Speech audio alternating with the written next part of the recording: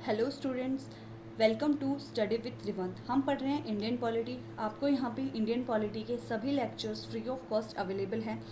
अभी सब आप अगर सभी लेक्चर्स देखना चाहते हैं तो मेरे चैनल को लाइक शेयर एंड सब्सक्राइब ज़रूर करें। हम पढ़ रहे हैं इंडियन पॉलिटी। इंडियन पॉलिटी में हम पढ़ रहे हैं यूनियन एग्जीक्यूटिव।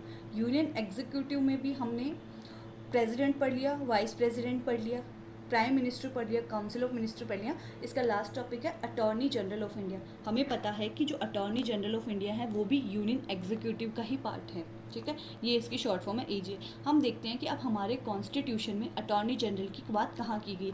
अब हम ये देखना है कि जो अटॉर्नी जनरल ऑफ इंडिया है वो कॉन्स्टिट्यूशनल बॉडी होती है। कॉन्स्टिट्यूशनल बॉडीज़ क्या होती हैं? कॉन्स्टिट्यूशनल बॉडीज़ वो बॉडीज़ होती हैं जिनका जिक्र या जिनके बारे में कॉन्स्टिट्यूशन में दिया गया है। जो हमारा कॉन्स्टिट्यूशन है उसके अंदर, उस खुद के अंदर जो अटॉर्नी जनरल है इसके बारे में बताया गया है। तो जिनके बारे में कॉन्स्टिट्यूशन के अंदर बताया गया है वो कॉन्स्टिट्यूशनल बॉडी कहलाती हैं। ऐसे क्वेश्चन प्रीलिम्स में काफ़ी बार बनते हैं कि which is the constitutional body. 4-5 option दिए होंगे, उनमें से ये कौन सी कॉन्स्टिट्यूशनल बॉडीज़ है, कौन सी नॉन कॉन्स्टिट्यूशनल बॉडीज़ हैं।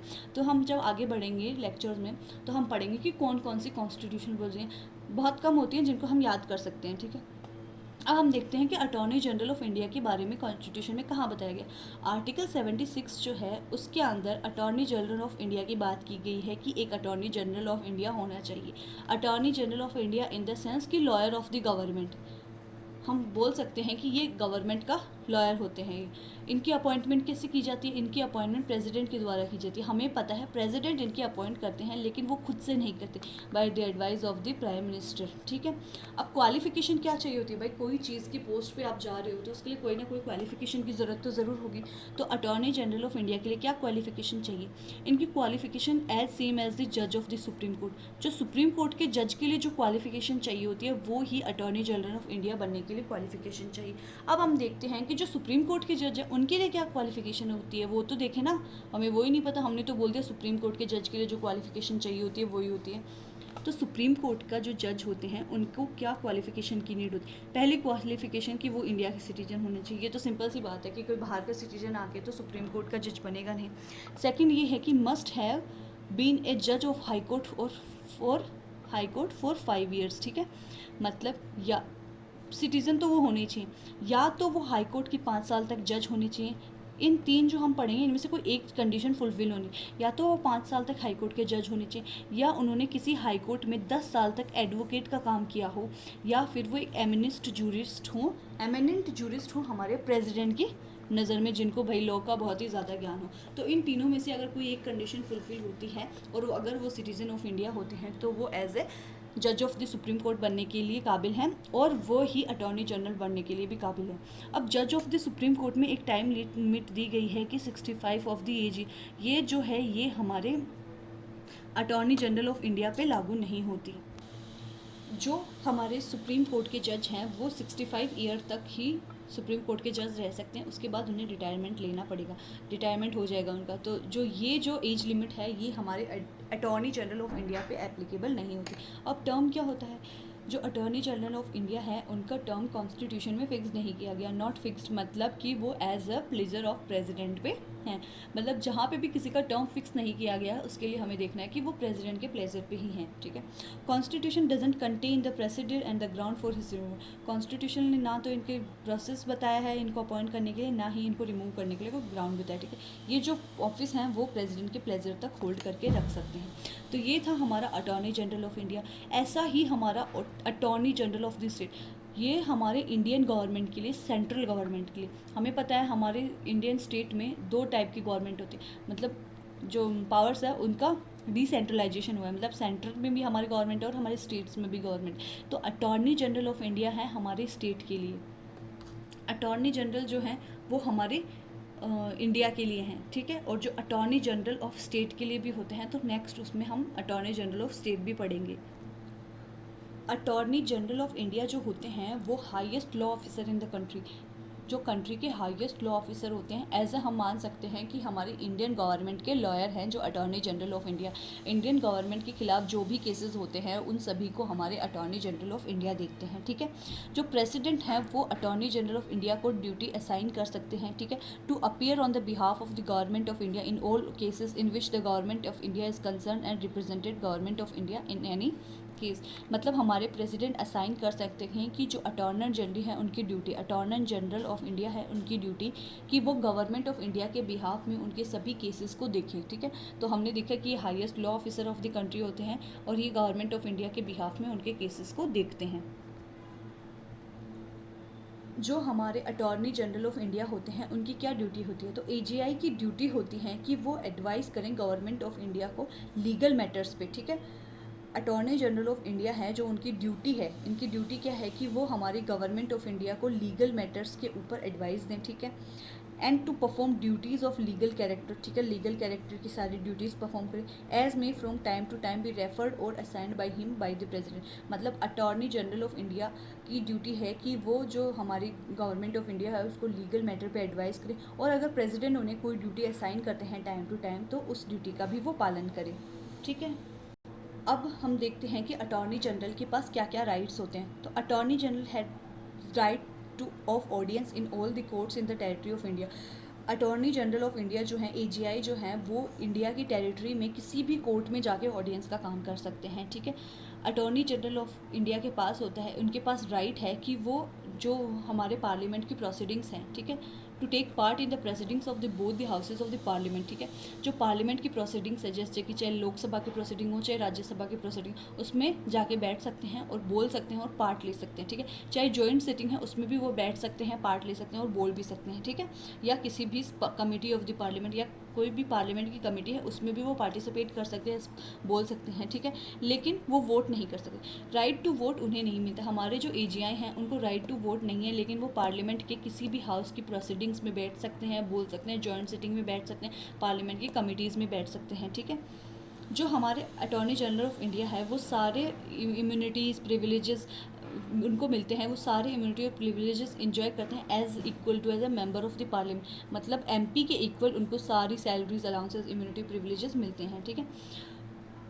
Can pursue his on case if the opponent is not the state. जो हमारे अटॉर्नी जनरल ऑफ इंडिया है वो खुद का केस भी लड़ सकते हैं इस केस में अगर उनका जो अपोनेंट है वो स्टेट ना हो। अगर उनका अपोनेंट स्टेट नहीं है तो वो अपना खुद का केस भी लड़ सकते हैं, ठीक है।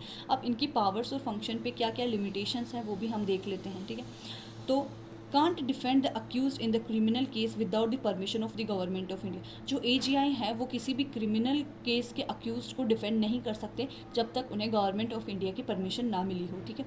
Doesn't fall in the category of the government servant. जो अटॉर्नी जनरल ऑफ इंडिया है वो गवर्नमेंट सर्वेंट की कैटेगरी में फॉल नहीं होते, क्योंकि जैसे ये वो गवर्नमेंट के लॉयर होते हैं, तो गवर्नमेंट के लॉयर है मतलब वो गवर्नमेंट की तरफ पक्षपात, जैसे ही नई गवर्नमेंट आती है वो हट जाते हैं, इसलिए वो गवर्नमेंट सर्वेंट नहीं होते। जो हमारे अटॉर्नी जनरल ऑफ इंडिया है इनको असिस्ट करने के लिए 2 लॉ ऑफिसर और होते हैं जिन्हें हम सॉलिसिटर जनरल ऑफ इंडिया बोलते हैं। इन सॉलिसिटर जनरल ऑफ इंडिया के अलावा भी एडिशनल सॉलिसिटर जनरल भी होते हैं। अब हम ये देखते हैं कि अटॉर्नी जनरल जो इंडिया है, अटॉर्नी जनरल हमारे एजीआई हैं, ये तो एक कॉन्स्टिट्यूशनल बॉडी है, लेकिन जो सॉलिसिटर जनरल ऑफ इंडिया हैं और additional solicitor general of India हैं ये हमारे कॉन्स्टिट्यूशन में नहीं दिए गए, ये एक नॉन कॉन्स्टिट्यूशनल बॉडी है, ठीक है। हमने अटॉर्नी जनरल ऑफ इंडिया के बारे में पढ़ लिया, साथ में ही हम अटॉर्नी जनरल ऑफ स्टेट के बारे में भी पढ़ लेते हैं, जो ताकि ये टॉपिक साथ के साथ खत्म हो जाए। सेम टू सेम ही चीज़ें, कुछ चीज़ें बदलेंगी नहीं, सिर्फ ये होगा कि जो अटॉर्नी जनरल ऑफ इंडिया है वो हमारी सेंट्रल गवर्नमेंट के लिए काम करते हैं और अटॉर्नी जनरल ऑफ स्टेट जो है वो हमारी स्टेट गवर्नमेंट के लिए काम करती है। अटॉर्नी जनरल ऑफ स्टेट जो है ये भी एक कॉन्स्टिट्यूशनल बॉडी है, ठीक है। इसके बारे में हमें आर्टिकल 165 के अंदर बताया गया। इनको अपॉइंट करने का काम जो है गवर्नर का है। ये highest law officer of the state है, स्टेट के ये हाईएस्ट लॉ ऑफिसर है। इनके क्वालिफिकेशन क्या है? अटॉर्नी जनरल ऑफ इंडिया की क्वालिफिकेशन एज अ जज ऑफ द सुप्रीम कोर्ट, ठीक है। इनकी क्वालिफिकेशन है सेम एज द जज ऑफ द हाई कोर्ट। अब हम देखते हैं कि हाई कोर्ट के जज के बनने के लिए कौन कौन सी क्वालिफिकेशन की नीड है। फर्स्ट क्वालिफिकेशन की वो सिटीजन होनी चाहिए। Second qualification must have held a judicial office for 10 years, 10 सालों तक उन्होंने कोई जुडिशियल ऑफिस में काम करा हो, या फिर have been an advocate for a high court for 10 year, या तो उन्होंने 10 साल तक किसी जुडिशियल ऑफिस में काम किया हो या 10 साल तक वो एक हाई कोर्ट के एडवोकेट रहे हो। तो इन दोनों में से कोई भी अगर एक रिक्वायरमेंट फुलफिल होती है तो वो हाई कोर्ट के जज बनने के लायक हैं, और हाई कोर्ट के जज बनने की कैपेबिलिटी अगर उनमें है तो वो attorney general of the state भी बन सकते हैं। इनकी टर्म भी जो है वो कॉन्स्टिट्यूशन में फिक्स नहीं की गई है, ये भी प्लेजर ऑफ द गवर्नर के ऊपर ही डिपेंड करता है। Pleasure of the governor in the sense pleasure of the council of minister and the chief minister. इनके फंक्शन क्या, इनके फंक्शन भी वही हैं जैसे कि अटॉर्नी जनरल ऑफ इंडिया के, कि वो एडवाइस करेंगे स्टेट गवर्नमेंट को लीगल मैटर्स पे। अगर गवर्नर ने कोई भी काम दिया है तो उसको वो काम करेंगे, ठीक है। कॉन्स्टिट्यूशन और लॉ के थ्रू अगर उन्हें कोई फंक्शन असाइन किया गया, कोई ड्यूटी दी गई है तो वो करेंगे। जैसा कि AGI के केस में था वैसा ही AGS के केस में, AGS मतलब attorney general of state, attorney general of India मतलब AGI, ठीक है।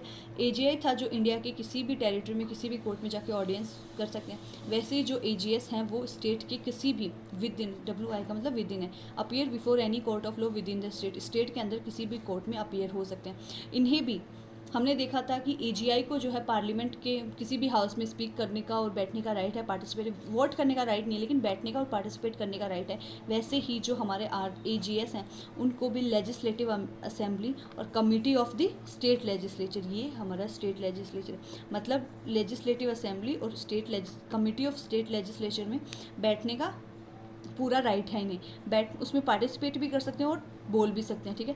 May be named a member, जिसमें भी इनका नाम है, ठीक है, लेकिन राइट टू वोट इन्हें नहीं मिलता। All privileges as a member of legislative assembly MLA, मतलब वही चीज़ है जो हमने अटॉर्नी जनरल ऑफ इंडिया के बारे में पढ़ी कि ये किसी भी कोर्ट ऑफ लॉ में जा सकते हैं स्टेट के अंदर, ठीक है। राइट टू स्पीक है इन्हें लेजिस्लेटिव असेंबली और कोई भी लेजिस्लेचर की जो कमेटी है उसमें बोलने का, पार्टिसिपेट करने का, लेकिन राइट टू वोट नहीं है। इनको सारे privileges as a member of legislative assembly है उसके जैसे ही समान मिलेंगे। तो हमने आज 2 कॉन्स्टिट्यूशनल बॉडीज़ भी पढ़ ली हैं, अटॉर्नी जनरल ऑफ इंडिया और attorney general of state. Attorney general of India जो है AGI है, सिर्फ यही हमारी यूनियन एग्जीक्यूटिव का पार्ट है। जो AGS है ये यूनियन एग्जीक्यूटिव का पार्ट नहीं है, ये स्टेट एग्जीक्यूटिव का पार्ट है, ठीक है।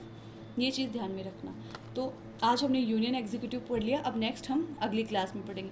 अगर आपको मेरे वीडियोस अच्छे लगते हैं और अगर आपको Indian polity free of cost पढ़नी है तो आप मेरे चैनल को लाइक, शेयर एंड सब्सक्राइब ज़रूर करें। अगर आपको विजन IAS के करंट अफेयर, जो मंथली करंट अफेयर की मैगजीन आती है, उसका एनालिसिस देखना है तो आप मेरे चैनल पर जाके वो भी देख सकते हैं। Thank you.